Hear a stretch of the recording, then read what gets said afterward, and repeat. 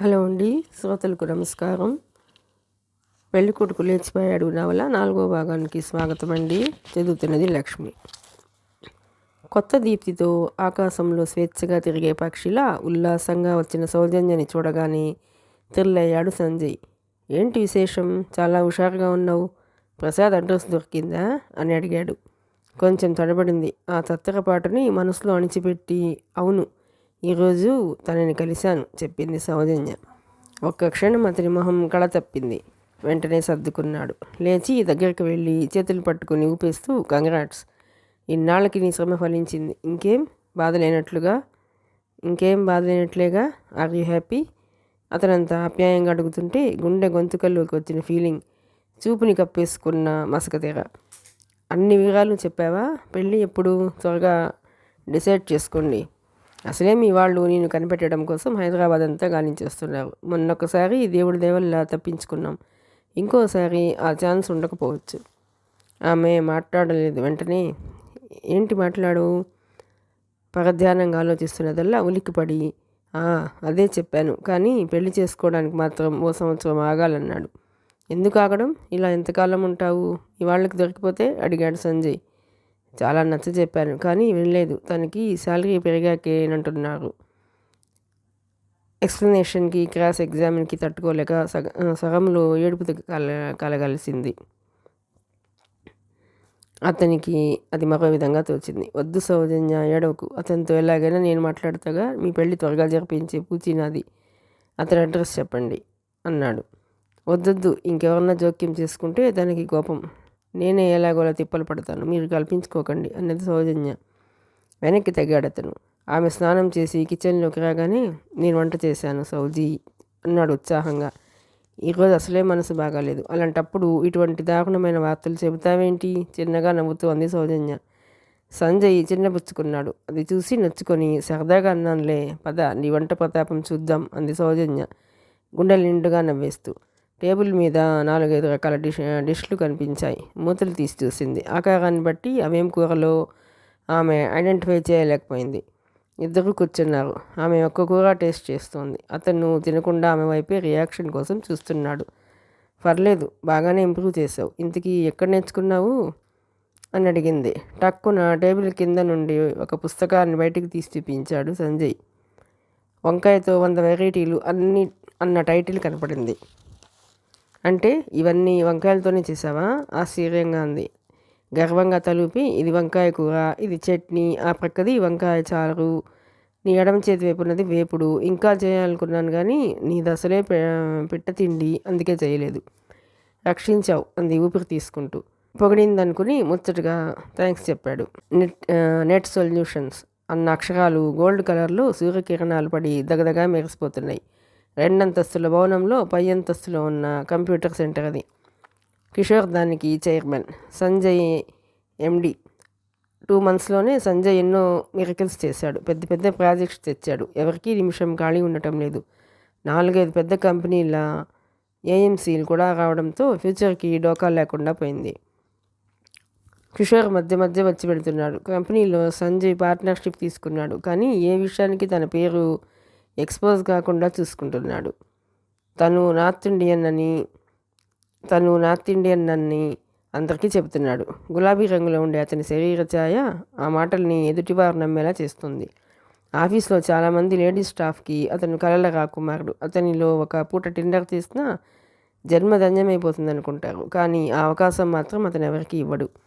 వర్క్కి సంబంధించి అతను వారితో మాట్లాడతాడు. అతని మాట తీరు, ఎవరితోనైనా గౌరవంగా మృదువుగా మాట్లాడటం అతనికి మరింత క్రేజ్ని తెచ్చిపెడుతున్నాయి. ఆ రోజు సౌజన్యకి షాపింగ్ పని ఉండటంతో సంజయ్ కంపెనీ ఇస్తాడేమోనని ఫోన్ చేయాలనుకుని అంతలోనే ఆలోచన విరమించుకుంది. తనెప్పుడూ అతని కంపెనీ చూడలేదు. అతనికి సడన్ సర్ప్రైజ్ ఇవ్వాలనిపించింది. అతను బయలుదేరటానికి అరగంట ముందే ఆఫీస్కి వెళ్ళింది. రిసెప్షన్ దగ్గర వేసిన విజిటర్స్ సోఫాలో కూర్చున్నది. 5:30 కాగానే 4 అమ్మాయిలు బాస్ వచ్చేస్తున్నారంటూ యాంగ్జైటీగా అతని క్యాబిన్ వైపే చూడటం గమనించింది. తను లేచి నిలబడి పక్కకు తప్పుకుంది. కోటు భుజం మీద వేసుకుని ఓ చేత్తో బ్రీఫ్ కేస్ పట్టుకుని వస్తున్నాడు సంజయ్. పక్కనే కిషోర్ ఏదో విషయం సీరియస్గా మాట్లాడుతూ వస్తున్నాడు. అమ్మాయిలంటే ఇతనికి క్రేజ్ ఉందా లేదా అన్న విషయం టెస్ట్ చేయాలన్న చిలిపి కోరిక కలగటంతో మరింత చాటుకి జరిగింది సౌజన్య. స్టాఫ్ అంతా గుడ్ ఈవినింగ్ చెప్తున్నారు. హుందాగా తల పంకిస్తూ వెళుతున్నాడు కానీ వాళ్ళ వంక చూడటం లేదు. కిషోర్తో ఏదో చెప్తున్నాడు. తామిని దాటి వెళ్ళినప్పుడు సంజయ్ నోటి నుండి వినిపించిన మాటలకు సౌజన్య దిమ్మెరపోయింది. ఏమన్నాడు? ఎంత క్యాజువల్గా, చాలా స్పష్టంగా. తను విన్నది నిజమేనా? మాటలు కానట్లు నిలబడిపోయింది. అతన్ని వెళ్ళి ఆపాలన్న మాట కూడా మర్చిపోయింది. బొమ్మలా నిలబడిపోయిన సౌజన్యని చూసి, మీరు బాస్ని కలవాలన్నారు, ఆయన వెళ్ళిపోతున్నారు, పిలవమంటారా? రిసెప్షనిస్టు ఆత్రంగా అడిగింది. అవసరం లేదు, కలలోలా బయటకు నడిచింది. జాబ్ కోసమా? మళ్ళీ అడిగింది ఆమె. వేరే పని. బయటకు నడిచింది. అందరూ అర్థం కానట్లు చూస్తుండిపోయారు. కిందకు వచ్చేసరికి కారు లేదు, వెళ్ళిపోయినట్లున్నాడు. ఆ పరిస్థితిలో బస్ కోసం వెయిట్ చేసే ఓపిక లేక ఆటోని పిలిచి ఎక్కికొచ్చింది. ఇన్నాళ్ళకి నమ్మలేని నిజం తెలియటంతో మనసంతా ఏదోలా అయిపోయింది. సంజయ్ ఇంత చక్కగా అబద్ధమాడి తనని నమ్మిస్తాడనుకోలేదు. తను విన్న మాటల్ని మళ్ళీ గుర్తు తెచ్చుకుంది. ఇంటికి వెళితే చాలు, షాగర్ని ఎప్పుడు చూస్తుంది అని ఒకటే గోల. అసలు లేని షాగర్ని ఎక్కడి నుంచి తీసుకురాను అంటూ ఇంకేదో చెబుతున్నాడు. ఆ కిషోర్ పగలబడి నవ్వుతున్నాడు. తను ఫూల్, అతను చెప్పినవని నమ్మేసింది. అంటే అతను ఎవరినో ప్రేమించి పెళ్లి పెట్టెల మీద నుంచి బాగిపోయి రాలేదు. కేవలం తానంటే ఇష్టం లేకే. మరింత దిగులుగా అనిపించింది సౌజన్యకి. అత్యవసరమైన సామాను కొనుక్కుని ఇంటికి వచ్చింది. వచ్చేసరికి ఇల్లంతా కోలాహలంగా ఉంది. రమణమూర్తి బాబాయ్, సుగుణ ఆంటీ పిల్లలు, సంజయ్ అందరూ ఇంటి ముందు పూల తోటలో కుర్చీలు వేసుకుని కూర్చొని అందరూ ఏదో మాట్లాడుకుంటున్నారు. ఈ మధ్య సంజయ్ వాళ్ళకి బాగా దగ్గరయ్యాడు. వాళ్ళు కూడా సంజయ్ని తన సొంత మనిషిలాగానే చూస్తున్నారు.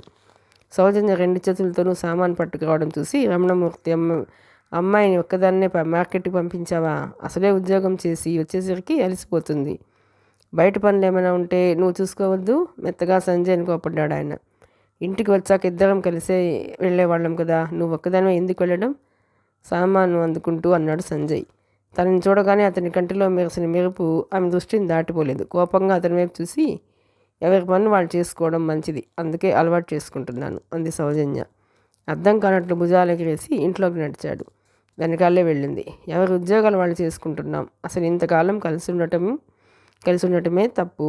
ఎవరి దోవన వాళ్ళు ఇళ్ళు వెళ్తుకుంటే బెస్ట్. హ్యాండ్ బ్యాగ్ సోఫాలో విసిరి కొట్టి అంది. కుర్చీలో కూర్చుని మౌనంగా చూస్తుండిపోయాడు. అందరికీ అలుసైపోయాను. ఎలా పడితే అలా ఆడించవచ్చు అనుకుంటున్నారు. గొణుగుతున్నట్లన్నా అతనికి వినబడుతూనే ఉంది. ఏదన్నా చెప్పాలంటే డైరెక్ట్గా మాట్లాడు. ఈ సాధింపులు, ఇండైరెక్ట్ మాటలు నాకు అస్సలు నచ్చవు. నేను నచ్చనని తెలుసులే, అందుకేగా పారిపోయి వచ్చావు నిష్ఠూరంగా అంది సౌజన్య. మై గాడ్, అసలు మాటల్ని ఎటు నుంచి ఎటు మార్చేస్తున్నావు? ఏమైంది నీకు? షాపింగ్ చేద్దామని అడగను లేదు, నేను రానని అతను అనను లేదు. మరెందుకు ఇదంతా? అతని మొహం కందగడ్డలా మారిపోతుంది. తగ్గిపోయింది ఆమె. అందుకు కాదులే, నెమ్మదిగా అంది. మరి? ప్రశ్నార్థకంగా నసులు ముడిచాడు. షాగర్ని ఎప్పుడు వస్తుంది? అయోమయంగా ఆమె వంక చూసి, దానికి దీనికి ఏంటి సంబంధం అన్నాడు. మన ఇద్దరం ఇలా కలిసి ఉంటే అందరూ రకరకాలుగా అంటారు అందామె. ఎవరా అందరూ? రమణమూర్తి బాబాయ్ వాళ్ళు. మొగుడు పెళ్ళాలు కలిసి ఉంటే మీ బాబాయ్కి గిట్టదా అన్నాడు వెటకారంగా. మొగుడు పెళ్ళాలా? కోపంగా అంది. నువ్వు అలాగే కదా చెప్పావు. అవును కదూ, అయినా మన ఇద్దరం ఇలా ఉండటం నాకు నచ్చదు, నాకు నచ్చడం లేదు. షాగన్ కూడా రేపు వచ్చాక ఏమైనా అనుకోవచ్చు అంది సౌజన్య. తను అంత నేరో కాదు అన్నాడు. ఆ మాటలో బలం లేదు. అయినా వేరొకసారి నేను తనతో ఫోన్ చేసి మాట్లాడాలి అంది మొండిగా. అయినా రేపొకసారి నేను అతనితో ఫోన్ చేసి మాట్లాడాలి అంది మొండిగా. నిస్సహాయంగా తలూపాడు సంజయ్. ఆ రోజు రాత్రంతా సౌజన్యకి నిద్ర పట్టలేదు. తను విన్న మాటల్ని అతనితో ఒప్పించాలి. ఎలా ఎలా ఎలా ఎలా ఎడతెగని ఆలోచనలు. ఒక్కోసారి తనకి ఈ విషయంలో ఎందుకింత పంతం అనిపిస్తోంది. మళ్ళీ అంతలోనే పట్టుదల. అసలు ఎందుకు తనకి అబద్ధం చెప్పాలి? ఆమె ఒకసారి తన ప్రవర్తనని గుర్తు తెచ్చుకుంది. తన దగ్గర అన్నింటికీ సమాధానం ఉన్నాయి. షాగన్ విషయమే రేపు తెలిపోవాలి. చివరికి ఒక ఐడియా వచ్చింది. తన సరౌండింగ్స్లో అలాంటి మనిషి ఎవరున్నారా అని ఆలోచించింది. ఫ్లాష్లా జెన్నిఫర్ దృష్టిపథంలో మెదిలింది. ఆమెను ఎలా ఒప్పించాలా అని రకరకాలుగా ఆలోచించింది. తెల్లారి లేచి రెడీ అయ్యి ఆఫీస్కి వెళ్ళే వరకు ఇదే టెన్షన్. జెన్నిఫర్ ఆమె కొలీగ్, డిజైనర్గా మంచి పేరుంది. 10 ఏళ్ల నుంచి వాళ్ళు ఇక్కడే సెటిల్ అవ్వడం మూలంగా ఆమె హిందీ, తెలుగు కూడా మాట్లాడగలదు. మొదటి నుండి ఆమెతో ఫ్రెండ్షిప్ ఉండటం మూలంగా అంతా మనసు విప్పి చెప్పి హెల్ప్ చేయమంది సౌజన్య. వావ్, రియల్లీ ఇంట్రెస్టింగ్, నేను హెల్ప్ చేస్తాను చెప్పింది జెన్నిఫర్ ఉద్వేగంగా. జెన్నిఫర్ అందంగా లిల్లీ పూలా ఉంటుంది. బంగారపు రంగు, soft hair, pink colour skin, dark rose lips, మంచి personality. Brown colour skirt, cream colour T-shirt వేసుకుంది. చూడగానే మగాళ్ళు టెంప్ట్ అయ్యేలా ఉంటుంది. సాయంత్రం 7 గంటలకి సౌజన్య జెన్నిఫర్తో కలిసి ఇంటి ముందు ఆటో దిగింది. సంజయ్ టీ తాగుతూ టీవీ చూస్తున్నాడు. ఆటో శబ్దం, గుమ్మంలో అలికిడి విని అటు చూడకుండానే, ఈ మధ్య రోజు లేట్గా వస్తున్నావు ప్రసాద్, అనడం లేదా అన్నాడు. రియాక్షన్ గోడకు కొట్టిన బంతి కన్నా వేగంగా వచ్చింది. సంజు డియర్, నేను వచ్చేసాను, ఎన్నాళ్ళని నేను చూసి. జెన్నిఫర్ తుఫాన్ కన్నా వేగంగా అతన్ని చుట్టేసింది. అతనికి కాసేపు కళ్ళ ముందు మసక చీకట్లు కమ్మాయి. తను ఎక్కడున్నాడో అర్థం కాలేదు. ఎవరు మీరు? ఆమె నుండి బలవంతంగా విడిపించుకుంటూ అన్నాడు సంజయ్. జెన్నిఫర్ షాక్ కొట్టినట్లు వెనక్కి జరిగి, నన్ను ఎవరు అంటున్నావా? How dare you? 6 monthsలో నన్ను మర్చిపోయావా? Sharon, you are my heartbeat అనేవాడివి, అంత తొందరగా మర్చిపోయావా? అడిగింది జెన్నిఫర్ నాటకీయంగా. సౌజన్య తన వంక ఆసక్తిగా చూడటం సంజయ్ గమనించాడు. విషయం క్షణాల్లో అతనికి అర్థమైపోయింది. తను చెబుతూ వస్తున్న షారన్ ఫేక్ అని సౌజన్య కనిపెట్టేసిందా? కనిపెట్టే ఈ నాటకానికి శ్రీకారం చుట్టిందా? అమ్మా, ఎన్ని తెలివితేటలు! షాక్ నుంచి క్షణాల్లో తేరుకున్నాడు సంజయ్. తను కూడా సౌజన్యకి చిన్న షాక్ ఇవ్వాలి అని క్షణాల్లో ఒక నిర్ణయానికి వచ్చాడు. ఓ సారీ షారన్, నువ్వేనా? ఎంత చిక్కిపోయావు! అందుకే గుర్తుపట్టలేదు. తను తుఫాన్లా ఆమె చుట్టుకుపోదామా అనుకున్నాడు కానీ మనసు సహకరించక చేతులు పట్టుకుని ఎవరి సాల్తీ తీవ్రంగా ఆలోచిస్తున్నాడు సంజయ్. ఈరోజు ఈవిడ మా ఫ్యాషన్ సెంటర్కి వచ్చారు. మాటల సందర్భంలో తన పేరు షారన్ అని, ఉస్మానియా యూనివర్సిటీలో తెలుగు లాంగ్వేజ్ డిప్లొమా చేస్తున్నానని చెప్పారు. సంజయ్ తెలుసా అంటే అతని కోసమే ఎతుకుతున్నానని, నందిగామలో అతను లేడని చెప్పారు. నాకు తెలుసని చెప్తే ఎంత సంతోషించారో. వెతకబోయిన తీగ గాలికి చుట్టుకోవడం అంటే ఇదే కదా. సంజయ్ కాకపోతే తీగ నీ కాలికి కాక నా కాలికి చుట్టుకుంది, అదే తేడా. ఎవరి కాలైతే ఏంలే, నీ షారని నీ దగ్గరికి చేర్చాను, నా జన్మకంతే చాలు అంటూ నిట్టూర్చింది సౌజన్య. చాలా మంచి పని చేశావు. సంతోషంగా అరవడానికి ప్రయత్నించినా ఆ మాటలో ఉన్న ఉక్రోషం కనిపెట్టేసి చిన్నగా నవ్వుకుంది. నీ పని అవ్వలేదు, ఇంకా ఉందిలే అనుకుంది సౌజన్య మనసులో. సోఫాలో అతని పక్కన కూర్చుని వదలడం లేదు జెన్నిఫర్. అతను సాధ్యమైనంత దూరంగా జరుగుతున్నాడు. అయినా మళ్ళీ అయస్కాంతంలా అంటుకుపోతుంది. అతని ముఖంలో వర్ణించినవి కాని బాధ చూసి సౌజన్యకి తెగలుగా నవ్వొస్తోంది. అయినా అతి కష్టం మీద నిగ్రహించుకుంటోంది. నవ్వితే విషయం కాస్త బయటపడిపోతుందేమోనని భయంతో. నువ్వు చాలా మారిపోయావు సంజు, జెన్నిఫర్ ఆరోపణగా అంది. మళ్ళీ ఏం ముచ్చుకొచ్చిందోనని ఆందోళనగా ఆమె వంక చూశాడు సంజయ్. ఇదివరకు నువ్వు నాతో ఇలాగే బిహేవ్ చేసేవాడివా? జెన్నిఫర్ అడిగింది. సంజు ఇదివరకు నీతో ఎలా ఉండేవాడు? ఎలా ఉండేవాడు? ప్లీజ్ చెప్పవా అంది సౌజన్య. కొంచెం సిగ్గుపడి కనపడగానే కిస్ చేయకుండా వదిలేవాడు కాదు. చుట్టూ ఎంతమంది ఉన్నా కేర్ చేసేవాడు కాదు. అయినా మా స్టేట్లో ఇలాంటివన్నీ కామనే కదా. సంజు, నయాగరా ఫాల్స్ దగ్గర మన రొమాన్స్ మర్చిపోయావా? ముద్దుగా అడిగింది జెన్నిఫర్. అవునా అన్నట్లు సంజయ్ వంక చూసింది సౌజన్య. ఏం చెప్పాలో తెలియలేదు అతనికి. కుడితిలో పడ్డ ఎలకలా ఉంది అతని పరిస్థితి. అటు ఇటు కాకుండా తల అడ్డంగా ఊపేశాడు. అయితే మరి ఇక్కడేం పాపం ఇంత బిగుసుకుపోతున్నారు? నేను అడ్డు వచ్చానన్నా? వెళ్ళిపోతానులే సాగదీసి లోపలికి వెళ్ళడానికి లేచి నిలబడింది సౌజన్య. థ్యాంక్ యూ సౌజీ, మమ్మల్ని అర్థం చేసుకున్నావు అని సంజయ్ వైపు తిరిగి కిస్మిడియర్ అంటూ 2 చేతులతో అతని బుగ్గలను సున్నితంగా పట్టుకుని ముద్దు పెట్టుకోవడానికి అన్నట్లు మొహాన్ని దగ్గరగా చేసింది జెన్నిఫర్. ఇక నటించడం అతని వల్ల కాలేదు. ప్రియురాలి కోసం దాచుకున్న మొదటి ముద్దు, అందమైన అనుభవంగా జీవితాంతం బదిలపరచుకోవాల్సిన ముద్దు. చివరికి ఇలా ముక్కు మొహం తెలియని అమ్మాయితో తట్టుకోలేకపోయాడు సంజయ్. ఆమెను విసురుగా తోసేసి నిలబడ్డాడు. సారీ, మీరెవరో నాకు తెలియదు సిన్సియర్గా సీరియస్గా అన్నాడు సంజయ్. గుమ్మం దాటుతున్న సౌజన్య వెనక్కి తిరిగి అతని కళ్ళలోకి చూసింది.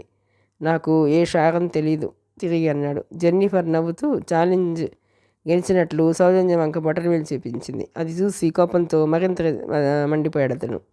సౌజన్య దగ్గరికి వెళ్ళి ఆమె 2 జబ్బలు గుచ్చిపట్టుకుని, నా వ్యక్తిగత విషయాలతో నీకేంటి సంబంధం? నేను 1,00,000 అబద్ధాలు చెప్పుకుంటాను, నీకేం కష్టం కలిగించలేదే.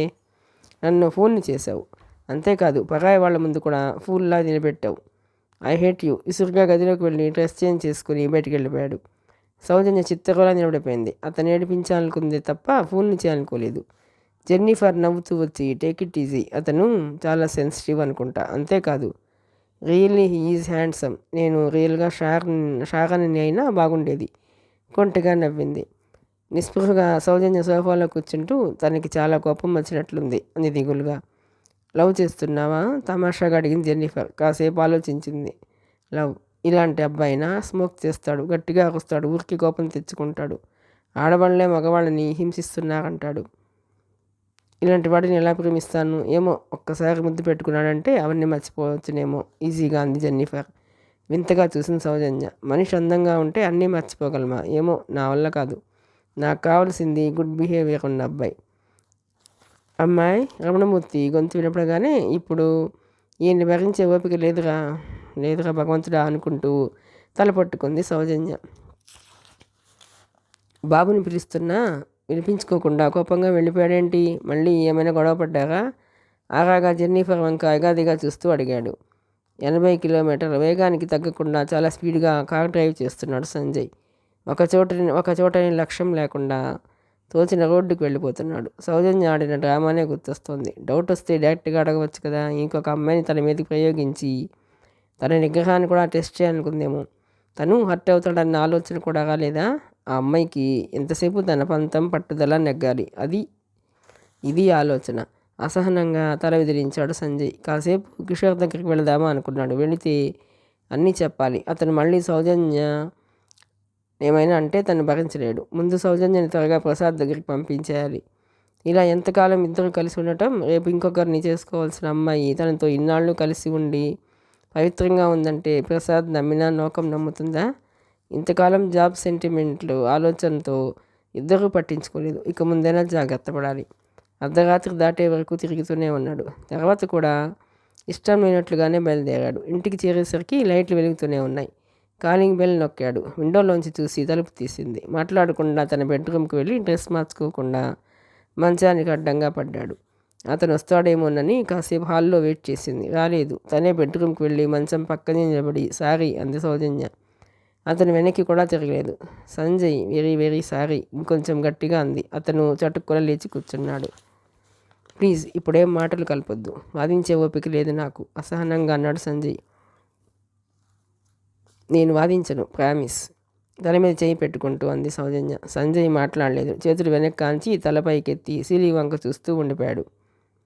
భోజనం చేశావా? అడిగింది అభిమానంగా. చెయ్యలేదు, చెయ్యను. అడిగిన ప్రశ్నకు అడగవలసిన ప్రశ్నకు కలిపి సమాధానం చెప్పేశాడు. సంజయ్ ఒకే ఒక ప్రశ్న అడుగుతాను, నిన్ను విసిగించను, వాదించను, ఫ్రాంక్గా సమాధానం చెప్పవు మృదువుగా అడిగింది సౌజన్య. నాకు తెలుసు షారన్ అని నేను అమ్మాయిని ఎందుకు సృష్టించానని. అవునా? అవును తలాడించింది. బరువుగా నిశ్వసించాడు. కిటికీ నుంచి చిన్న గాలి తెర అతని పాలభాగం మీదున్న ముంగురిని వెనక్కి వింటింది. ఆలోచనల బరువుతో తేలిపోతున్న కళ్ళు. మొదటిసారి బస్సులో కలుసుకున్నప్పుడు ఎందుకు పారిపోయి వచ్చారని అడిగావు. నాకు సడన్గా సమాధానం చెప్పడం తెలియలేదు, అందుకే అప్పుడు అబద్ధం చెప్పాను. దాన్ని అలా కంటిన్యూ చేయాల్సి వస్తుందని ఎప్పుడూ అనుకోలేదు అన్నాడు సంజయ్. అయితే నేనంటే ఇష్టం లేదా పారిపోయి వచ్చావు? నువ్వనే కాదు, నీ ప్లేస్లో ఎవరున్నా వచ్చేసేవాడినే. ఆ క్షణంలో నాకు నచ్చినది నీ రూపం కాదు. నువ్వు ఎలాంటి దానివో తెలియదు, నీ మనస్తత్వం ఎలాంటిదో నాకు తెలియదు, నీ ఇష్టాలు తెలియవు. అలాంటి నిన్ను పెళ్లి చేసుకుని తర్వాత రాజీ పడలేక జీవితాంతం హింస అనుభవించడం చాలా కష్టం. అసలు వివాహానికి ముందే అమ్మాయికి అబ్బాయికి మధ్య అవగాహన ఉండాలి అనేది నా పాలసీ. అది మా వాళ్ళకి సిల్లీగా తోచింది. పూర్వకాలంలో మాదిరిగా నిన్ను చూపించకుండా, నీతో ఒక్క మాటన మాట్లాడే అవకాశం ఇవ్వకుండా, నిన్ను అర్థం చేసుకునే ఛాన్స్ ఇవ్వకుండా పెళ్లి కుదిర్చారు. అందుకే లేచిపోయి వచ్చాను నిజాయితీగా చెప్పాడు సంజయ్. మరి ఈ విషయం ఇంట్లో చెప్పలేదా? అడిగింది సౌజన్య. చెప్పాను, వేలసార్లు చెప్పాను. పెళ్లికి ముందు నీతో కొంతకాలం ఫ్రెండ్షిప్ చేస్తానని, తద్వారా నీ మనస్తత్వం నాకు సరిపోతుందో లేదో తెలుస్తుందని చెప్పాను. ఏమన్నారు? కుతూహలంగా అడిగింది సౌజన్య. చెంప పగలగొడతానన్నారు పక్కపక్కన వేసింది సౌజన్య. అయినింటి ఆడపిల్లతో పెళ్లికి ముందు మా అబ్బాయి షికార్లు చేస్తానంటున్నాడు, పర్మిషన్ ఇవ్వండి అని అడగనా అంటూ మా డాడీ ఒకటే చిందులు. అయితే నేను పెళ్లి చేసుకోనని చెప్పేశాను. కానీ వింటేనా కాపలా పెట్టేశాడు. ఎక్కడికి వెళ్ళినా వెనకాల బాడీ గార్డ్స్. చాలా ఎదురు తిరిగాను. అనగాని మాటలు అన్నారు. నిజంగా వెళ్ళంటే విరక్తి వచ్చేసింది. దానికి తోడు అమ్మాయి చాలా గడుసుదని, పెళ్ళి అయ్యాక ఆమె అబ్బాయిని అదుపులో పెడుతుందని పరాచికాలు ఆడేవారు. దాంతో ఒంటికి కారం రాసినట్లు ఉండేది అన్నాడు సంజయ్. అయితే ఆడవాళ్ళు గడుసుగా ఉండకూడదా అడిగిన సౌజన్య. గడుసుతనం ఏమో, మగాళ్ళని డామినేట్ చేసేవాళ్ళంటే నాకేమాత్రం నచ్చదు అన్నాడు సంజయ్. అంటే మీరే డామినేట్ చేయాలా? అది కాదు, ఇద్దరూ సమానంగా ఉండాలి అన్నాడు అతను. నిజానికి లోకంలో ఆడవాళ్ళ పెత్తనం ఎక్కడ సాగుతుందండి అని మీరు అనుకుంటున్నారు అంతే. మీకు ఇదివరకు ఓసారి చెప్పాను, మగవాళ్ళని హెన్పెక్డ్ హస్బెండ్లా మార్చేసి ఆస్తంతా తమ చేతుల్లో ఉంచుకొని ఇష్టం వచ్చినట్లు ఆడించే వాళ్ళని చూశాను. అలాంటి వాళ్ళు చాలా తక్కువ మంది సంజయ్ అన్నది సౌజన్య. మన కోస్తా జిల్లాలో అలాంటి వాళ్ళు చాలా ఎక్కువ మందే ఉన్నారు. నా ఉద్దేశం ప్రకారం నీకు అలాంటి ఫ్యామిలీలు తెలిసి ఉండాలి. నిజమే, దగ్గర నుంచి అలాంటి జీవితాలను చూశాను కాబట్టి చెబుతున్నాను. ఆడ సమస్య మగ సమస్య అన్నది కాదు, మనిషి సమస్యగా చూడాలి. నేను చదువుకునే రోజుల్లో నాకు దగ్గర స్నేహితుడు ఒకడు ఉండేవాడు. అతనికి ఆస్తిపాస్తులు బాగా ఉండేవి. చాలా దర్జాగా తిరిగేవాడు. సాధారణంగా సెలవుల్లో అందరం ఒకరిళ్ళకి మరొకరం వెళ్ళేవాళ్ళం. కానీ అతను ఎప్పుడూ ఫ్రెండ్స్ ఎవరిని తన ఇంటికి తీసుకువెళ్ళేవాడు కాదు. నాకు బాగా క్లోజ్ అయ్యాక తన ఫ్యామిలీ ప్రాబ్లమ్స్ అన్నీ నాతో వివరంగా చెప్పేవాడు. ఇంట్లో వాళ్ళ మదర్ డామినేషన్ ఎక్కువ అంటే అలా ఇలా కాదు. ఆవిడకి వాళ్ళ పుట్టింటి వాళ్ళు ఆస్తి బాగా ఇచ్చారు. భర్తకి చాలా తక్కువ ఆస్తి ఉండేది. వ్యవసాయం చేస్తూ ఉండేవాడు. ఇంటి వ్యవహారాలు బయట వ్యవహారాలు అన్నీ ఆమె చూస్తుండేది. ఇంట్లో వాళ్ళ ముందు బయట వాళ్ళ ముందు కూడా భర్తని పనికి మాలిన దద్దమ్మని చవటని ఇష్టం వచ్చిన పేర్లు పెట్టి పిలుస్తూ ఉండేది. దాంతో బయట వాళ్ళు కూడా అతన్ని గౌరవించకుండా చులకనగా చూసేవారు. దాంతో పరిస్థితి ఎంత దారుణంగా మారిందంటే చివరికి అతను ఆమెతో సంసారం చేయడంలో కూడా విఫలమయ్యే స్టేజికి చేరుకున్నాడు. దానికి సంబంధించిన తిట్లు కూడా ఇంట్లో తిట్టుతుండేది. నేను స్వయంగా విన్నాను. ఆవిడ తన కొడుకుని అంటే నా ఫ్రెండ్ని కూడా ప్రతి చిన్న విషయానికి విమర్శిస్తూ ఉండేది.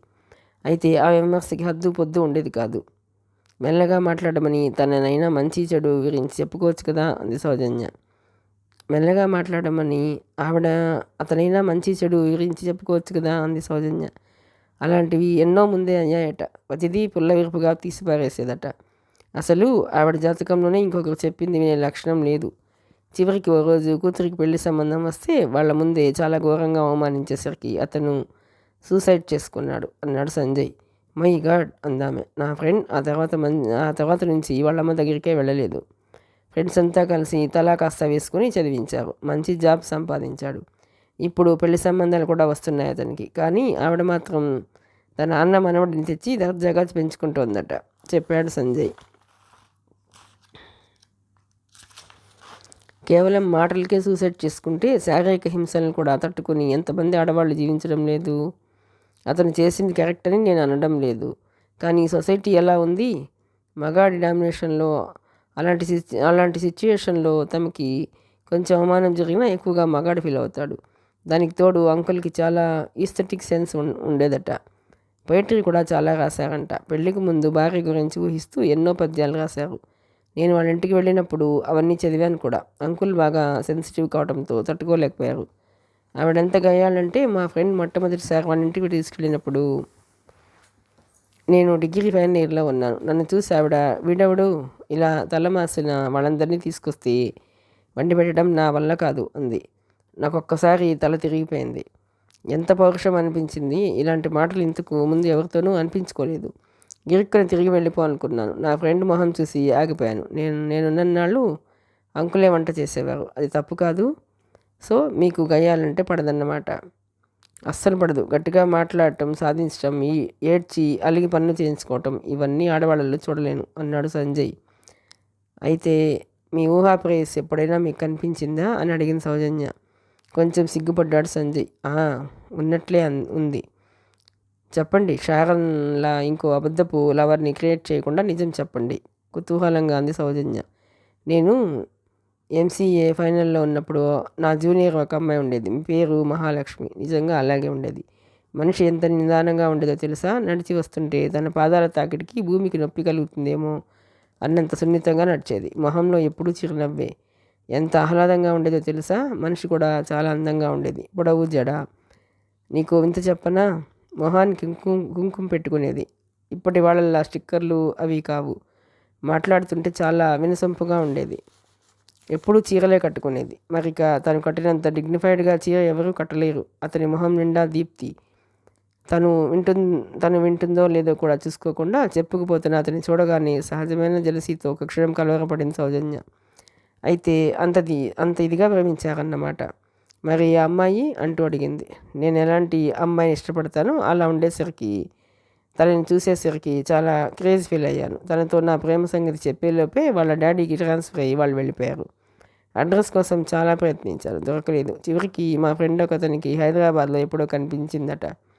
ఇప్పుడు మరి ఇక్కడ ఉందో లేదో, తనకి పెళ్ళయిందో లేదో కూడా తెలియదు. కానీ రోడ్డు మీదకి వెళ్ళగానే నా కళ్ళు ఆమె కోసమే వెతుకుతాయి. అదృష్టవంతురాలు. ఇన్నాళ్ళైనా మీరు ఇంకా తనని మర్చిపోకుండా వెతుకుతున్నారు. అది నా గొప్పతనం కాదు, తనలో ఉన్న గొప్పతనమే నీకు చూపించడానికైనా తను కనిపించాలని కోరుకుంటున్నాను అన్నాడు సంజయ్. మధ్యలో నాకెందుకు చూపించడం? మూతి ముడుస్తోంది ఈర్ష్యగా సౌజన్య. అమ్మాయిలంటే ఎలా ఉండాలో తను చూసి నేర్చుకుందో కానీ అన్నాడు సంజయ్. సౌజన్య చిన్నగా నవ్వేసింది. బాగా పాజినేటింగ్గా ఫీల్ అవుతున్నారు, చాలా ఫ్యాసినేటింగ్గా ఫీల్ అవుతున్నారు. అందుకే లోకంలో అమ్మాయిలందరూ అలాగే ఉండాలనుకుంటున్నావు. అది ఎప్పటికీ జరగదు కదా. మంచితనం అనేది కొందరిలో పైకి కనిపిస్తుంది, కొందరిలో అంతర్గతంగా ఉంటుంది మృదువుగా అంది సౌజన్య. ఏమో ఆ ప్రసాద్ నిన్నెలా భరిస్తాడో కానీ బలవంతంగా చిరునవ్వు తెచ్చుకుంది సౌజన్య. మాట్లాడమేంటి? అతని గురించి ఏమీ చెప్పవు? ఏం చెప్పాలి అడిగింది సౌజన్య. ఏదైనా కానీ ఒకటే చెప్తున్నాను, నువ్వు అతన్ని బాగా చూసుకో, ఎప్పుడు సాధించుకు. ఇంటికి రాగానే సాధించే ఆడవాళ్ళని ఎవరు ఇష్టపడరు, మనసు విరిగిపోతుంది అన్నాడు. నేను గయ్యాళినా? నిన్నెప్పుడైనా సాధించానా అని బుంగముద్దు పెట్టి సౌజన్య అడుగుతుంటే ముద్దొచ్చింది సంజయ్కి. అలా అనిపించినందుకు మళ్ళీ మనసులోనే లెంపలేసుకుని, లేదులే కానీ అప్పుడప్పుడు కొంచెం సాధిస్తావు, అది టెన్షన్లో ఉన్నప్పుడు. అవునా? విషయాన్ని తేలికపరుస్తూ అన్నాడు సంజయ్. సరే అయితే ఈసారి నుంచి అలా ఎప్పుడు ఎవరిని సాధించడు. మర్చిపోయి ఎప్పుడన్నా మొదలుపెట్టినా వెంటనే నవ్వు హెచ్చరించు. మళ్ళీ మొదలుపెట్టినా వెంటనే నువ్వు హెచ్చరించు, సరేనా అంది సౌజన్య. మా సౌజన్య సడన్గా ఇంత బుద్ధిమంతురాలైపోయిందేంటి? అభిమానంగా ఆమె తల మీద చిన్నగా తడుతూ అన్నాడు సంజయ్. రాజగోపాలం రత్నాకరరావుల మధ్య చోటు చేసుకున్న వైరం క్రమంగా రాజుకోవటం మొదలైందని నందిగామ నియోజకవర్గంలోని 140 గ్రామాలకి గంటల్లోనే పాకిపోయింది. అప్పటికప్పుడు ఏ ఊరి కావూరులో 2 వర్గాలుగా చీలిపోవటం ప్రారంభమైంది. ఏ ఊరు కావూరులో ఇద్దరి తరపున చోటా నాయకులు తయారైపోయారు. రత్నాకరరావు మాత్రం పైకి బింకంగా కనిపిస్తున్న లోపల రాజగోపాలని అనుకున్న డబ్బు, హంగు, ఆర్భాటం, మంచి పేరు చూసి భయపడుతున్నారు. రాజగోపాలం మాత్రం ఏ విషయంలోనూ దేనికి భయపడటం లేదు. ఎట్టి పరిస్థితుల్లోనూ ఎన్ని లక్షలు కాదు, ఎన్ని కోట్లైన ఖర్చైనా రత్నాకరరావుని ఓడించి తీరాలనే గట్టి పట్టుదలతో ఉన్నాడు. కండక్టర్ కనకారావు బస్సు అంతా నిండిపోయినా బస్సు ఎక్కడం లేదు. ఎందుకు అలాగా అని ఆశ్చర్యపోయాడు పరమేశం. ఏంటి బావా, బస్సు ఎక్కవా? లేట్ అయిపోతుంది అన్నాడు పరమేశం డ్రైవింగ్ సీట్లోంచి కిందికి దూకుతూ. నేను ఎక్కను అంతే మొండికేశాడు కనకారావు. అతని మాటలు విన్న ప్రయాణికులు కొందరు అయోమయంగా కనకారావు కేసి చూస్తుండిపోయారు. ఎందుకని? వాళ్ళ గురించరా నీ భయం అడిగాడు పరమేశం రత్నాకరరావు రాజగోపాలం మనుషుల్ని గుర్తుకు తెచ్చుకుంటూ. అవును చిరాకుతో అన్నాడు కనకారావు. అందుకే కదా డిపో మేనేజర్ గారి కాళ్ళు పట్టుకుని Moguluru to Hyderabad bus route మార్పించుకొని జగ్గయ్యపేట, వేదాద్రి, ముక్త్యాల, హైదరాబాద్ రూట్ బస్కి వచ్చేసాం అన్నాడు. అయినా సరే నాకు చిరాగ్గా ఉంది. మీ అక్కతో సంసారం చేయటం కన్నా చిరాగ్గా ఉంది. ఆ రత్నాకరరావు మనుషులు ఎదురైనప్పుడేమో నేనే పెళ్లి కూతురిని లేపుకుపోయిన వాళ్ళ నా కేసు గురుగా చూస్తారు. ఆ రాజగోపాలం మనుషులు ఎదురైనప్పుడేమో నేనే పెళ్లిలోంచి లేచిపోయిన పెళ్లి కొడుకులా నా కేసు చూస్తారు. ఇలా జరిగితే చిరాకు అనిపించదేంటి? దానికి ఫక్కున్న నవ్వేశాడు పరమేశం. నాకంత లేదని నీకు తెలుసు, నాకు తెలుసు, మీ అక్కకి తెలుసు. కానీ వాళ్ళకి తెలియాలిగా. మరింత చిరాకు పడిపోతూ డిపో ప్లాట్ఫామ్ మీద కూర్చుండిపోయాడు బాసింపట్టు వేసుకుని. ఇదెక్కడి గొడవ బావా అన్నాడు పరమేశం. ఈలోపు ప్రయాణికులందరూ గొడవ చేయటం మొదలుపెట్టారు, బస్ లేట్ అయిపోతుందని. కనకారావు ఆగ్రహవేశాలతో ఉన్న చోటు నుంచి లేచి ప్రయాణికుల దగ్గరికి వచ్చి, ఆ రత్నాకరరావు మనుషుల నుంచి, ఆ రాజగోపాలం మనుషుల నుంచి మీరు నన్ను కాపాడతామని మాటిస్తే మీ టికెట్స్ తెగుతాయి. బస్ బయలుదేరుతుంది. లేదంటే మరి ఇంతే, మీరింతే అన్నాడు. రత్నాకరరావు ఎవరు, అతని మనుషులెవరు, ఆ రాజగోపాలం ఎవరు, ఆయన మనుషులెవరు, ఒక్క ముక్కంటే ఒక్క ముక్క అర్థం కాక అయోమయంగా జుట్టు పీక్కున్నాడో ప్రయాణికుడు. వాళ్ళెవరో మాకు బొత్తిగా తెలియదు. నువ్వు వెంటనే బస్సు ఎక్కి మా టికెట్స్ తెంపకపోతే నీ తల తెగిపోతుంది అంటూ మరో ప్రయాణికుడు ముందుకొచ్చాడు. దాంతో కంగారుపడి గన్కారావు బస్సు ఎక్కాడు. ఏమిటో వీళ్ళు అలాగే ప్రవర్తిస్తున్నారనుకుంటూ. మరికొద్ది క్షణాలకి బస్సు బయలుదేరింది. ప్రయాణికుల గుండెలు నిండుగా ఊపిరి తీసుకున్నారు. కనకారావు ఒక్కో ప్రయాణికుడి దగ్గరికి వెళ్ళి ఎక్కడికంటూ టికెట్ కొడుతున్నాడు.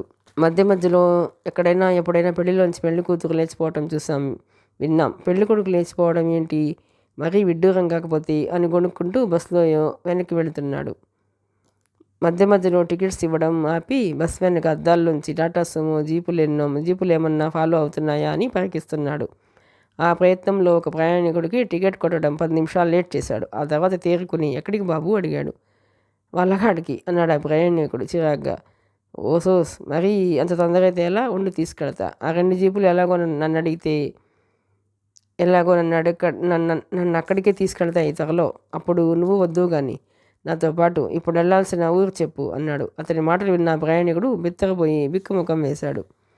ఎలక్షన్స్ దగ్గర పడుతున్నాయి. కొత్త కొత్త రాజకీయ సమీకరణాలు జరుగుతున్నాయి. రాజగోపాలం రత్నాకరరావు యొక్క ప్రత్యర్థి పార్టీలో చేరాడు.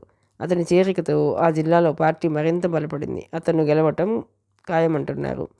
ఇల్లంతా కార్యకర్తలతోనూ మద్దతుదారులతో హడావిడిగా ఉంది. భర్త ఎన్నికల్లో నిలబడటం ఇందిరికి ఎంతమాత్రం ఇష్టం లేదు. ఎందుకంటే భర్తకి ఇది స్వతహాగా ఉన్న ఇష్టం కాదు. రత్నాకరరావు మీద ఉన్న కోపంతో అతనికి పోటీగా నిలబడతాడన్నది నిర్వివాదాంశం. అతనికి పోటీగా నిలబడ్డాడన్నది నిర్వివాదాంశం. పిల్లలు చేసిన పనికి పెద్దవాళ్ళు ఎందుకు పంతం వహించాలని ఆమె అభిప్రాయం. ఈ పట్టుదల మూలంగా 2 కుటుంబాల మధ్య పచ్చగడ్డి వేస్తే బగ్గుమనే స్టేజ్ వచ్చింది. ఒకప్పుడు ఎంతో స్నేహంగా మెలిగిన వారే ఒక చిన్న సంఘటనతో ఆగర్భ శత్రువులయ్యారు.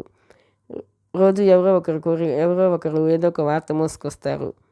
ఉన్నవి లేనివి కలిసి చిలవలు పలవలయ్యి మరింత కక్షలు కార్పణ్యాలు పెరిగిపోతున్నాయి. 2 కుటుంబాల మధ్య ఏర్పడిన చిన్న తగాదా గ్రామాలు దాటి జిల్లా మొత్తానికి సమస్య అయింది.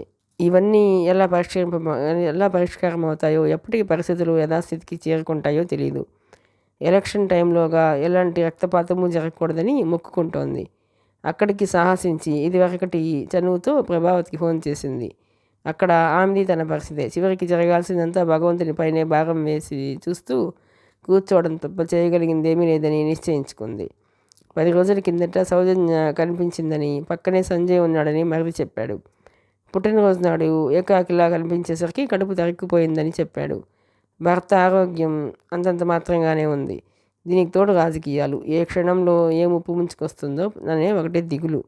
సంజయ్ని కాదనిపడిన ఆ పిల్ల మళ్ళీ అతన్ని కలుసుకుంటూ ఉందన్న విషయమే ఎవరికీ మింగుడు పట్టడం లేదు. అదే భర్తని బాగా చికాకు పరిచింది. ఇప్పుడు సంజయ్ అంటే కాబోయే అల్లుడు కాదు, అల్లరి అతని రాజకీయ శత్రువు కొడుకు. అందుకే ఆ మాట వినడంతో అగ్గి మీద గుగ్గిలమయ్యారు. అసలైనా ఆ పెళ్లి కొడుకుని కాదని పెళ్లిలోంచి లేచిపోయిన సౌజన్య తిరిగి ఆ పెళ్లి కొడుకుతో కనిపించడం ఏంటి? ఏదో అనుకోకుండా క్యాజువల్గా కలిసారా, లేక మరేదైనా ఉద్దేశం ఉందా?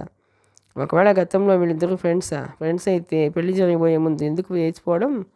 ఎంత ఆలోచించినా అర్థం కాలేదు. ఆడపిల్ల ఊరు కాని ఊర్లో ఎవరింట్లో ఎలా ఉందో. ఇక్కడిన్ని సౌకర్యాలు ఉన్నా ఎప్పుడు అసహనంగానే ఉండేది. ఇప్పుడు ఆ కోపమంతా ఎవరి మీద చూపిస్తుందో.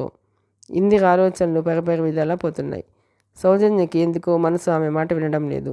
ఈరోజు తన కోసం ఇంకెవరి కోసమో గడుపుతున్నట్లుగా ఉంది. తన భావాలు, లక్ష్యాలు అన్నీ వదిలేసి ఎవరి కోసమో రాజీ పడాలని ఉంది. ఆ రోజు రమణమూర్తి వాళ్ళ ఇంట్లో ఫంక్షన్ జరుగుతోంది. సత్యనారాయణ స్వామి వ్రతం చేసుకుంటున్నారు. అల్లుడు, కూతురు, ఇంకా ఊళ్ళో ఉన్న బంధువులు, మిత్రులు 100 మంది దాకా వచ్చారు. పెరట్లో గాడిపోయి తవ్వించి వంట ప్రయత్నాలు మొదలెట్టారు. సౌజన్యని త్వరగా వచ్చి సహాయం చేయమని చూడ కోరింది. సంజయ్, సౌజన్య ఇద్దరూ సెలవు పెట్టారు. సౌజన్య ఉదయాన్నే లేచి తలారా స్నానం చేసింది. బెడ్రూమ్లో బీరువా ముందు నిలబడింది. సౌజన్యకి అప్పుడే ఆ క్షణం నుంచి ఆమె మనస్సు ఆమె మాట వినడం మానేసింది. అప్రయత్నంగా ఆమె చెయ్యి తన పుట్టినరోజు సందర్భంగా సంజయ్ తెచ్చిన చీర మీదకు వెళ్ళింది. చీర తీసి అందంగా కట్టుకుంది. డ్రెస్సింగ్ టేబుల్ దగ్గరికి వెళ్ళి క్రీమ్ పౌడర్ రాసుకుంది. స్టిక్కర్ ప్యాకెట్ మీదకి వెళ్ళిన చెయ్యి ఖాళీగా తిరిగి వచ్చి దేవుడి కుంకుమని అందుకుంది. పొడవుగా, ఒత్తుగా, నల్లగా ఉన్న జుట్టు వంక చూసుకుని ఆనందపడింది. దాన్నే 2 పేలల్ని జడవేసి కనకాంబరాలు పెట్టుకుంది. అద్దం ముందు నిలబడి చిరునవ్వు నమ్మింది. నవ్వితే ఆహ్లాదంగా ఉందా లేదా అని పరిశీలించుకుంది. ఆ తర్వాత నిదానంగా చీమ కూడా నలగనట్లు పాదాలు ఎత్తి వేస్తూ అటు ఇటు నడిచింది. ఏంటో ఇవన్నీ కష్టమైన ప్రక్రియలా ఉన్నాయి. తనకి ఎప్పుడూ చుడిదారో జీన్సో వేసుకోవడం అలవాటు. అవే కన్వీనియంట్గా ఉంటాయి. ఇక చేతికి అందిన స్టిక్కర్ పెట్టుకుంటే రాత్రి వరకు చెదరకుండా అలాగే ఉంటుంది. అదే కుంకుమో తిలకమో అయితే చెమటనో నీరు పడితేనో కరిగిపోతుందని భయం. ఇక ఎప్పుడు చిరునవ్వు నవ్వుతూ కూర్చుంటే బస్సులోనో రోడ్డు మీద ఏ కుర్రాడైనా గ్రీన్ సిగ్నల్ అనుకుంటాడేమోనని భయం. ఇక నడక చీమలాగా అలా నిక్కుతూ నడవటం అసలు రాదే. నడిచేటప్పుడు తన పాదాలు ఎప్పుడు భూమి మీద ఆనవు. చెంగుమని గెంతుతూనే ఉంటుంది. అలాంటిది తను మహాలక్ష్మిలా ఎలా ఉండగలదు? అసలు ఎందుకు అలా ఉండాలి? అప్పటి వరకు ఈ చర్యలన్నింటినీ పరిశీలిస్తున్న మనసు కసిరేసింది. ప్లీజ్ నన్ను ఇప్పుడేమీ అనకు మనసుని జోకొట్టింది. హాల్లోకి వచ్చి సంజయ్ ఎప్పుడు వస్తాడా అని ఎదురు చూడసాగింది. అతను 7 గంటలకి లేచాడు. నిద్రమత్తు ఇంకా విడనట్లుంది. సగం మూసిన కళ్ళతోనే బాత్రూంలోకి వెళ్ళాడు. హాల్లో ఉన్న సౌజన్యాన్ని చూడనే లేదు. ఒట్టి అయోమయం అనుకుని హాల్లో చిందరవందరగా ఉన్న సామాను సర్దడం మొదలెట్టింది. సంజయ్ స్నానం చేసి బయటకు వచ్చాడు. కాళ్లకున్న తడిని నేల మీద ఉన్న మ్యాట్కి తుడుచుకుంటూ ఆగి ఎదురుగా చూసి అప్రతిప్పుడయ్యాడు. తను చూస్తున్నది ఎవరినో అర్థం కాలేదు. సౌజన్యనేనా? ఈ సౌకుమార్యం, ఈ లాలిత్యం, ఈ మనోహరత్వం ఈమెలో ఉన్నాయా? నిజమేనా? సడన్గా అతని దృష్టి ఒక దగ్గర నిలిచిపోయింది. సౌజన్య చెయ్యి పైకెత్తి వాల్ సీనరీ తుడుస్తోంది. చీర కొంచెం పక్కకి తొలగి చంద్రవంకల వంపున్న తెల్లటి పచ్చని నడుము బహిర్గతమైంది. చూపు తిప్పుకోలేకపోయాడు. చెప్పరాని సంచలనం. మనసు ఎప్పుడూ అదుపు తప్పిపోయింది. విగ్రహం సడలింది. అదే క్షణంలో సౌజన్య అతన్ని చూసింది. అతని చూపు నిలిచిన ప్రదేశం గమనించింది. మొహంలో ఆశ్చర్యం. సంజయ్ ఆమె వైపు కదిలాడు. భయంగా చూస్తుండిపోయింది. ఎప్పుడు తను ఎరుగని సంజయ్ ఇప్పుడు తనకు కనిపిస్తున్నాడు. అదో రకంగా ఉన్న మొహం. అప్పుడే స్నానం చేసి రావడం వల్ల పాలరాయిలా నున్నగా బలిష్టంగా ఉన్న భుజాల మీద నిలిచిన నీటి బిందువులు, విశాలమైన ఛాతీ. దగ్గరగా వచ్చాడు. కనురెప్పలు దించేసింది. కింద అతని పాదాలు కనిపిస్తున్నాయి. అవి కదిలి మరింత దగ్గరగా రావడం చూసి గుండె దడదడలాడింది. అప్రయత్నంగా అతని చేయి సున్నితమైన ఆమె నడుము వంపు మీదకి చేరింది. ఒక్కసారి ఉలిక్కి పడింది. తలెత్తి నమ్మలేనట్లు అతని మొహం చూసింది. సౌజీ ఏదో చెప్పబోతున్నాడు. చెయ్యి విదిలించేసి పరుగులాంటి నడకతో రమణమూర్తి వాడింటి వైపు వెళ్ళింది. ఊహించని విషయం కావడంతోనూ పరిగెత్తుకొని రావడం మూలంగాను ఆయాసంతో ఊపిరి చిక్కబడినట్టయింది. ఏమ్మా అలా వచ్చావు? సుగుణ వచ్చి అడిగింది. ఏం లేదని సమాధానం చెప్పింది కానీ ఏ పని స్థిమితంగా చేయలేకపోతుంది. అంతలో రమణమూర్తి చిన్న కూతురు వచ్చి తోరణాలు కడదాము రా అక్క అని పిలిస్తే వెళ్ళి హాల్లోకి వచ్చింది. ఆ పక్కనే దేవుడి పట్టాలు పెట్టి పూజకి సిద్ధం చేస్తున్నారు. పురోహితులు వచ్చి పూజకు కావాల్సిన సామాన్లన్నీ సర్దుకుంటున్నాడు. ఏది అవసరమైనా సుగుణ సౌజన్యని అడుగుతోంది. చాలా కలివిడైన పిల్ల. నా కూతుళ్ళ కన్నా ఎక్కువ చేరిక నాకు అని ఆవిడ చెప్పి మురిసిపోతోంది. చుట్టాలందరికీ టిఫిన్లు కాఫీలు సప్లై చేస్తున్నారు. అందరికీ సౌజన్య సెంటర్ ఆఫ్ అట్రాక్షన్ అయింది. ఎవరన్నా మాట్లాడించినా అన్యమనస్కంగా సమాధానమిస్తోంది. జరిగిన విషయాన్ని ఆమె ఇంకా జీర్ణించుకోలేకపోతుంది. అసలు అతని ఉద్దేశం ఏంటి? తన గురించి ఎలా భావించాడు? ఆమెకి ఏడుపు వస్తున్నట్లు ఉంది. మొహం కళావిహీనంగా ఉంది. ఏంటి సౌజీ డల్గా ఉన్నావు? ఏదైనా విశేషమా? రమణమూర్తి పెద్ద కూతురు వచ్చి రహస్యంగా అడిగింది. ఏం లేదు. మొహం ఎర్రబడగా గబగబా తల అడ్డంగా ఊపేసింది. వింతగా చూసిందామె. నీది మరీ విడ్డూరం. అంటావేంటి? నేను ఎలా భరుస్తున్నాడో కానీ ఆ మహానుభావుడికి జోహార్లు చేతులు జోడించింది.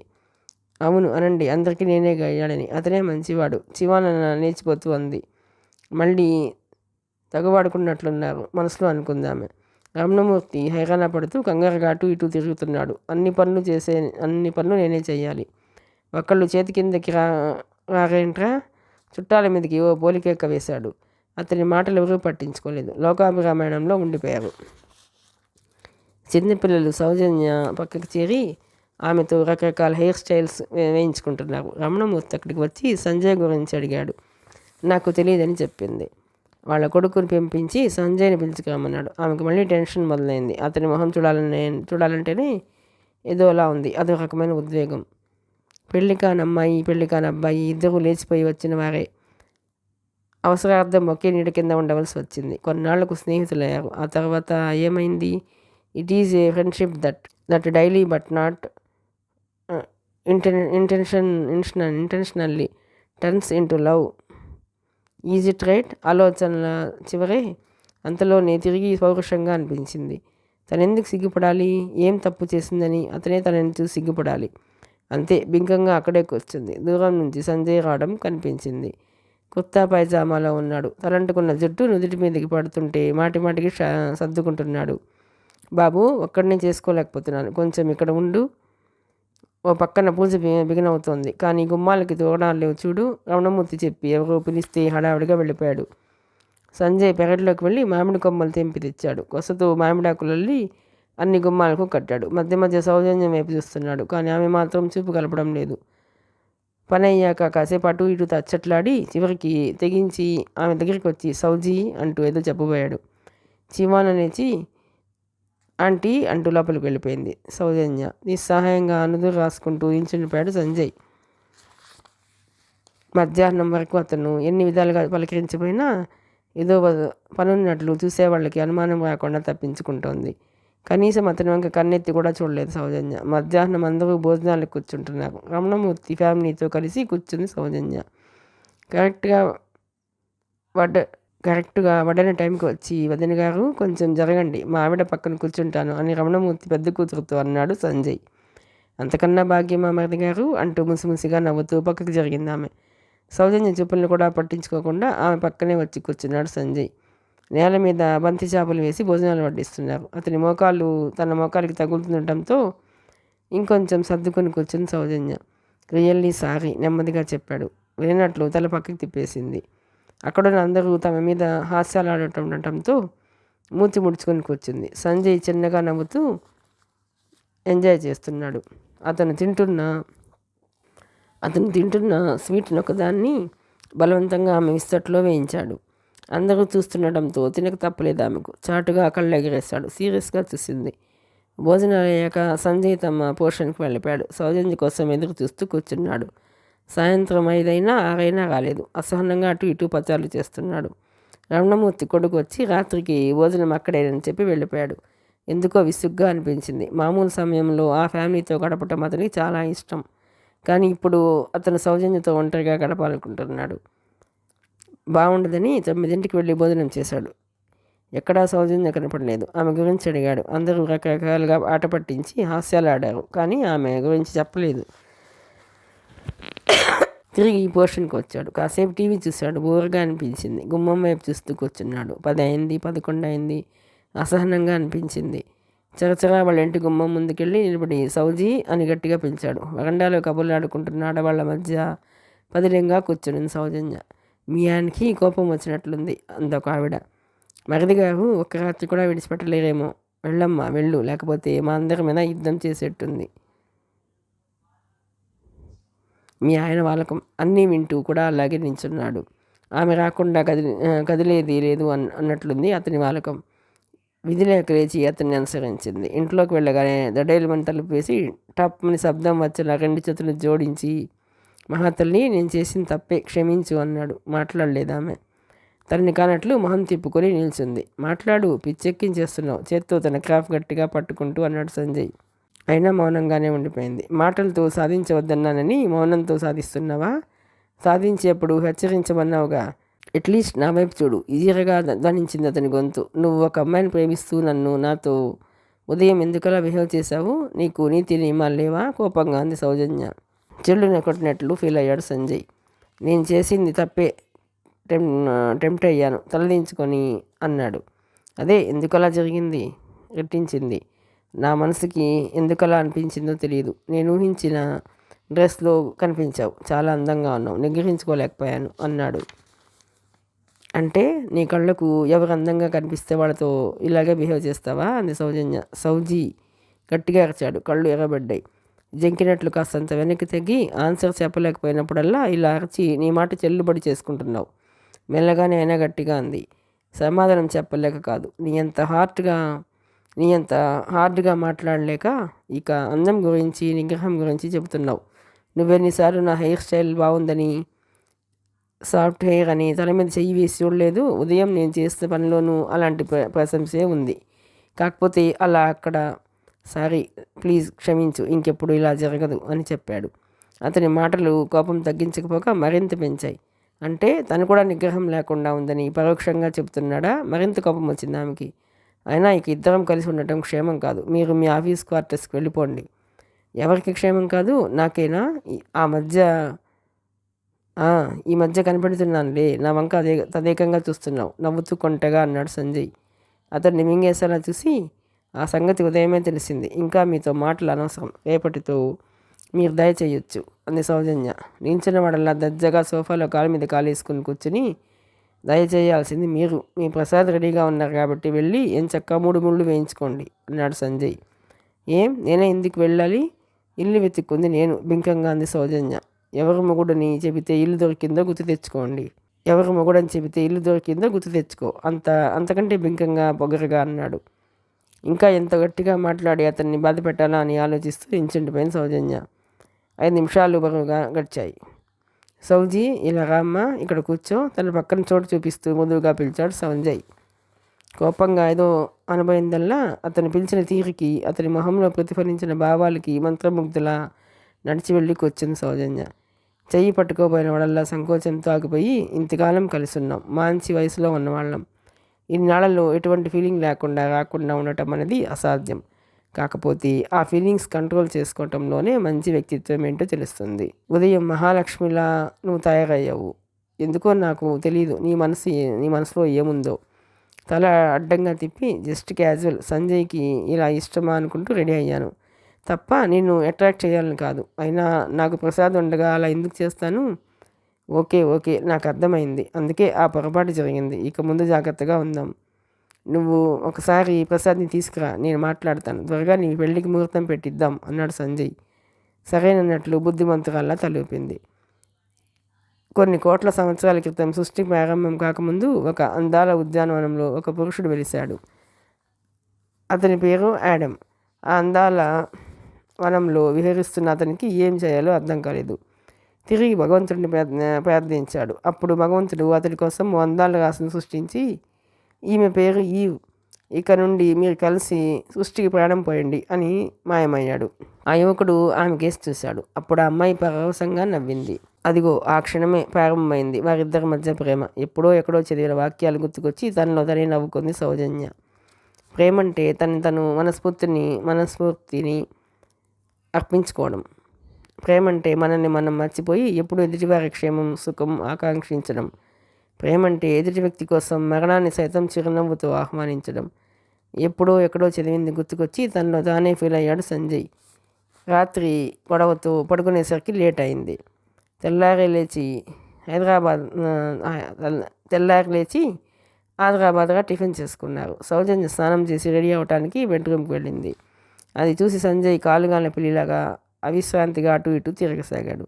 ఏం చెయ్యాలో తోచలేదు అతనికి. కాసేపు అలాగే తిరిగి లాభం లేదనుకుని బెడ్రూమ్ తలుపు తట్టాడు.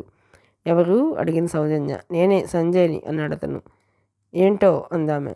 నువ్వు రోజులాగా చుడిదారో మిడీనో వేసుకో, చీర కట్టుకోవద్దు, బస్సులో వెళ్తుంటావు, రష్గా ఉంటాయవి, జాగ్రత్త చెప్పాడు సంజయ్. అటు నుండి గలగలమంటూ పెద్దగా నవ్వి, నాటీ బాయ్ అన్న బిరుదు అతని చెవులకి చేరింది. సౌజన్య ఆఫీస్కి బయలుదేరింది. దాంతోపాటు ఆమెలో ఆలోచనలు కూడా పుట్టుకురాసాగాయి. ఈ మధ్య ఎప్పుడూ లేనంత ఆనందంగా ఉందనిపిస్తోంది. ఏదో తెలియని సంతోషం, ఉత్సాహం మనసులో ఉరకలు వేస్తున్నాయి. ఏవో సరికొత్త ఊహలు నిద్రలేస్తున్నాయి. ఈ ప్రపంచంలో తామిద్దరమే ఉన్నామన్న భావం ఎంతో సెక్యూర్డ్గా, సంతృప్తిగా అనిపిస్తోంది. ఏ రోజు సరిగా నిద్రపట్టడం లేదు. ఏమీ తినాలనిపించడం లేదు. ప్రతి క్షణం సంజయ్ తాలూకు ఆలోచనలే మదిలో చోటు చేసుకుంటున్నాయి. పరధ్యానం బాగా ఎక్కువైపోతుంది.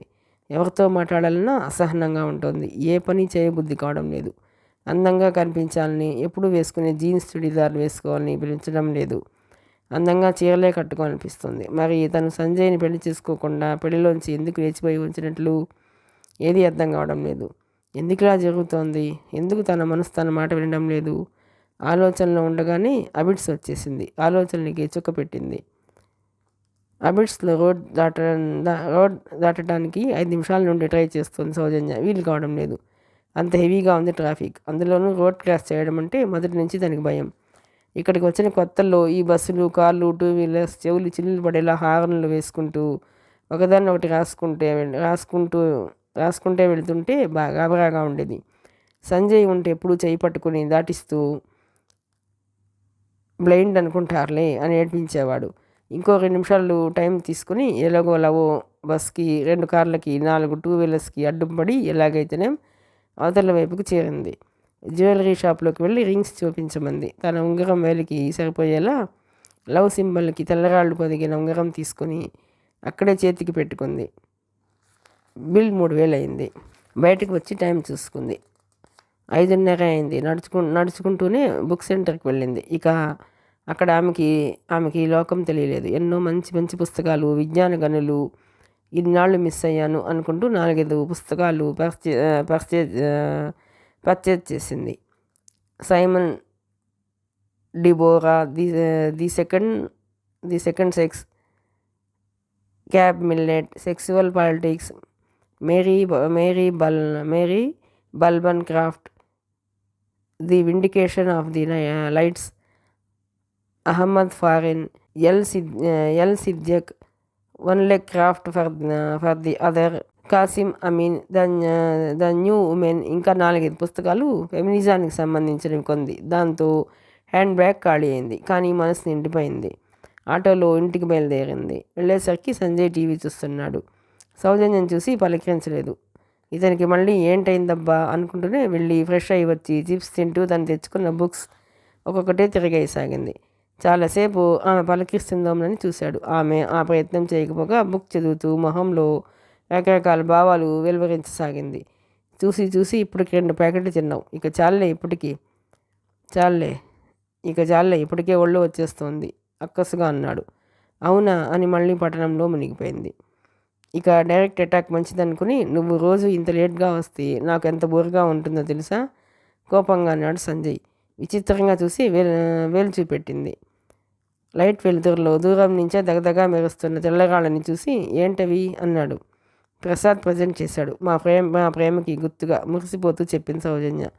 అందుకని తన్మయత్వంలో పడి టైం మర్చిపోయామన్నమాట. అయినా తనని ఇక్కడికి తీసుకురావచ్చుగా, మేమిద్దరం కబుర్లు చెప్పుకుంటాం. అతని మాటలకు పడి నవ్వింది సౌజన్య. తను 4 రోజులు క్యాంపుకి వెళుతున్నాడు, అందుకే గుర్తుగా ఇచ్చాడు అని చెప్పింది. అయితే ఈ నెల తొందరగా వస్తామన్నమాట. తన ఆనందంలో తను పడి అన్నాడు సంజయ్. ఎంతసేపు నీ గోల్ నీది, ఎదుటి వాళ్ళ గురించి ఆలోచన ఉండదు, విసుక్కుంది సౌజన్య. మొహం గంటు పెట్టుకుని కూర్చున్నాడు సంజయ్. కాసేపు ఆమె పుస్తకంలోనూ అతను టీవీలోనూ మునిగిపోయారు. ఉన్నట్లుండి అరచింది ఆమె. ఏమైంది కంగారుగా వచ్చాడు. చైనాలో స్త్రీ విముక్తి కోసం పోరాడిన జియూజిన్ అనే ఆవిడని ఉరి తీశారంట, ఆవేదనగా అంది. ఎప్పుడు, ఎందుకు అడిగాడు ఆమె కేసు చూస్తూ. ఇప్పుడు కాదులే, 1907లో. ఎంత ఘోరమో కదా. అప్పట్లో అంతే, ఆడవాళ్ళకి ఏ విధమైనటువంటి హక్కులు ఉండేవి కావు. పైగా నిషిద్ధ వస్తువుగా చూసేవారట అతను చెప్పాడు. జనరల్గా స్త్రీ సమస్యల గురించి స్త్రీలే పోరాడాలన్నట్లుగా చాలామంది భావిస్తున్నారు. కానీ 100 ఏళ్ల కిందటే స్త్రీ విముక్తి కోసం పురుషులే కృషి చేశారు. ఈస్టర్న్ కంట్రీస్లో, ముఖ్యంగా చైనాలో కాంగ్యూవి, ఈజిప్ట్లో సిద్యక్, కాసిం అమీన్, అంతెందుకు భారతదేశంలో సతీ సహగమనం నిరోధం కోసం పోరాడింది రాజారాం మోహన్ రాయ్ కదా. ఆంధ్రాలో స్త్రీ విద్య కోసం, వితంతు పునర్వివాహం కోసం మీరాశలింగం పాటుపడ్డారు.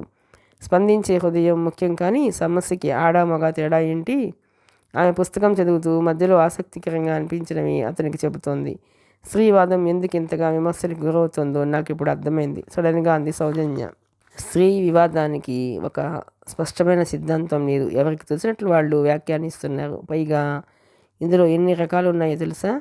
ఉదారవాదం, స్త్రీవాదం, బూర్జువా స్త్రీవాదం, భౌతిక స్త్రీవాదం, విప్లవాత్మక స్త్రీవాదం, పర్యావరణ పరిరక్షణ స్త్రీవాదం, నిర్మాణానంతర ఏర్పాటువాద, విభిన్న రాజకీయ ధోరణుల,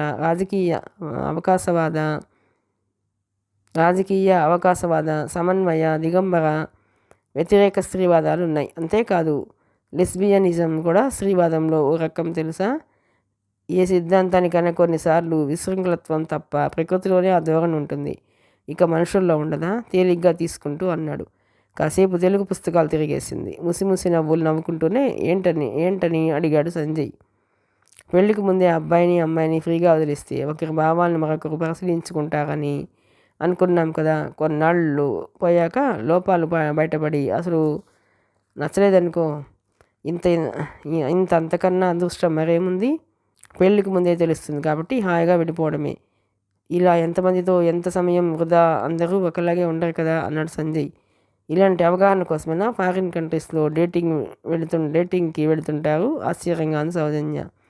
ఉద్దేశం అదే అయి ఉండొచ్చు, జరిగేవి మాత్రం అది కాదు కొంటగా అన్నాడు సంజయ్. చిన్నగా ఏ విషయం మాట్లాడవు కదా. సరే ఇది చూడు, పెళ్లితో సంబంధం లేకుండా ఆడామగ కలిసి జీవించవచ్చు. ఎవరి మీద ఎవరికి హక్కులు బాధ్యతలు ఉండవు. ఇదో పద్ధతి. ఇక దూరదృష్టితో ఆలోచించి అన్ని ఒప్పందాలు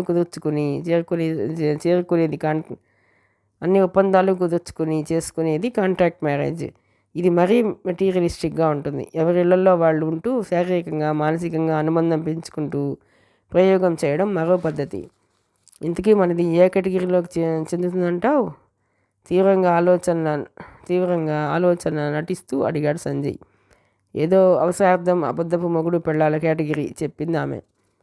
జీవితంలో అత్యంత విషాదం ప్రేమలో విఫలం కావడం కాదు, ప్రేమించలేకపోవడం. బెంజమిన్ ఫ్రాంక్లిన్ ఈ కొటేషన్ గుర్తుకొచ్చి చాలా దిగులు పడిపోయాడు. ఒకసారి సౌజన్య అల్లూరి బైరాగి ఒక గీతం కవిత చదివావా అని అడిగింది. అతనెవరో, ఆయనేం రాశాడు అర్థం కాక తల అడ్డంగా ఊపాడు. తను ఒకసారి జేబులోకి చేయి పెట్టుకుని కొన్ని కాగితాలని బయటకు తీశాడు. అందులో ఆ రోజు సౌజన్య తనకిచ్చిన కాగితం ఉంది. తీసి చూశాడు. జీవితమంతా ఒక క్షణమైతే, ప్రేమంతా ఒక చుంబనమైతే, ఆ క్షణాన్ని దాస్తా నీకోసం, చుంబనాన్ని దాస్తా నీకోసం, నిర్జన జగదాలయ శిథిలాల్లో కాలే కాలపు కడ కొన్న వరకు నేను ఎదురు చూస్తూ నీకోసం, సిరులన్నీ ఒక మానికమైతే, విరులన్నీ ఒక కోరికమైతే, మానకాన్ని దాస్తా నీకోసం, కూరకాన్ని కోస్తా నీకోసం, నిర్జన జగదాల శిథిలాల్లో